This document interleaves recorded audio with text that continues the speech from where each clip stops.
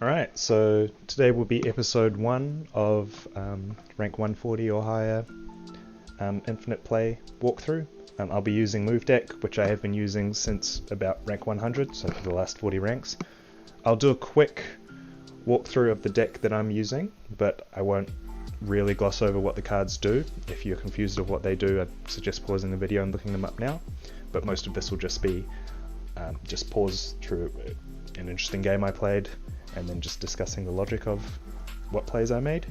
So for the deck we have Iron Fist, Forge, Kraven, Multiple Man, Cloak, Doctor Strange, Killmonger, Vulture, Hulkbuster, Shang-Chi, Hobgoblin and Heimdall.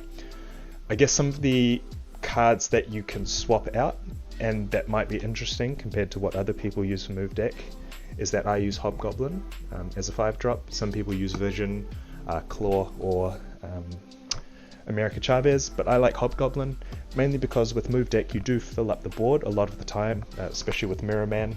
So having a card that doesn't occupy your location I think is really handy, and it's good counterplay sometimes.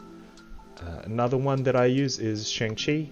At the moment in the current meta there's a lot of dino decks. Yeah, there's a lot of just ways to cheese out really high power minions, which yeah, I think Shang-Chi's a really good play against that. And there's a location at the moment where there's a lot of +5 power to all cards at this location, so Shang-Chi's a really good counter pick for that. But if you're facing a different meta, or you'd like to cover some other weaknesses in the deck, you can swap out Shang-Chi for some other counterplay cards like Enchantress, or yeah, pretty much just whatever counterplay card you want. Lastly, I have Killmonger. So I run this instead of Human Torch because I don't really like Human Torch. Killmonger I think is pretty much an auto include. If you don't have Killmonger you can run Elektra, but Khazar decks, so these one drop rush decks, are just really prevalent at the moment. Sunspot Infinite or Sunspot like synergy decks are also really prevalent. Occasionally you'll get locations where you get squirrels on your side or turn everything into a symbiote. I think Killmonger is really good for that because you want as much board space as possible for your synergies.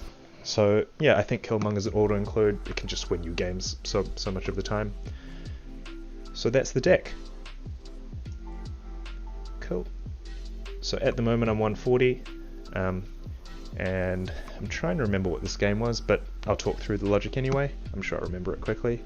So I think the thing with move deck that people need to keep in mind is that you're pretty much a synergy play deck, right? So the thing with this deck is not to panic.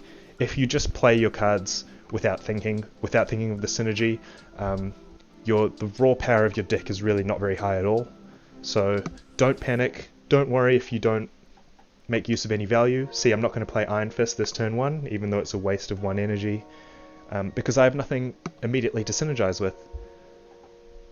So first I want to find out what the other person is trying to do, and then play accordingly. So at the moment he's either Apocalypse or a Rush deck, and then as he plays Iceman here, I realize that this is most likely a Khazar deck. So I'm going to see a lot of 1-drops.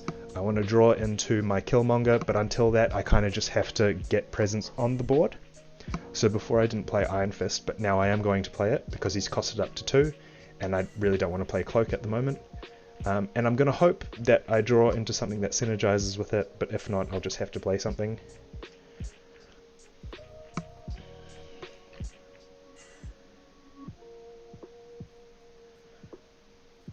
Squirrel's really annoying for me, and really good for him. So I'm going to play Iron Fist now.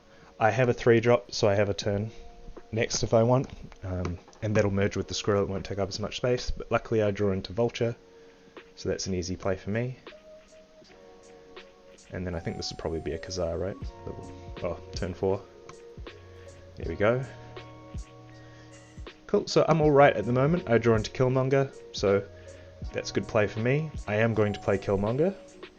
And he goes first this turn. As you can see, his name's highlighted, so I might get extra value out of him. I want to play Cloak. I think I play him in the middle lane. Yep, there we go, because I want to move Vulture across 1. Potentially I can draw into Heimdall, so I can move him back the turn after.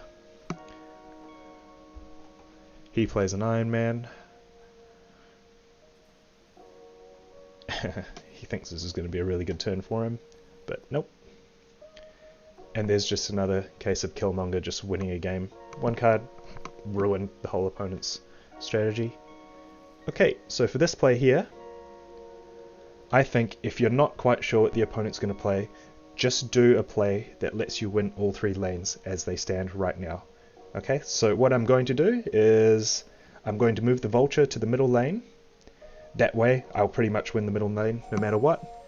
As it stands, the Kraven will beat the Iron Man. Wait, will he?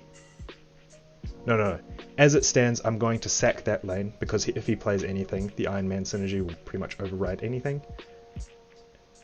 So what I do is I move the Vulture across. I was thinking of playing the Hobgoblin in the right lane, but because he has 4 cards in his hand, there is a chance that he fills up that lane, and then I can't play my Hobgoblin.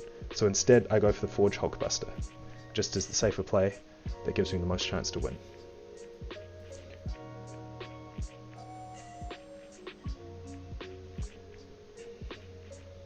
Is that what I do? I'm trying to... Yeah, I remember checking his hand. I decide not to play the Hobgoblin, just to be safe. So even though it's less power into the location, I just do that anyway. Cool, see, I knew I wasn't going to lose the middle lane.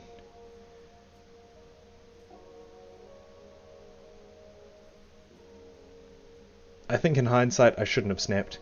There was a good chance that maybe he had something for that right lane that would have won. But no, we get away with it. Cool, so this will be episode 1. I'll upload these short videos that just talk through one game at a time.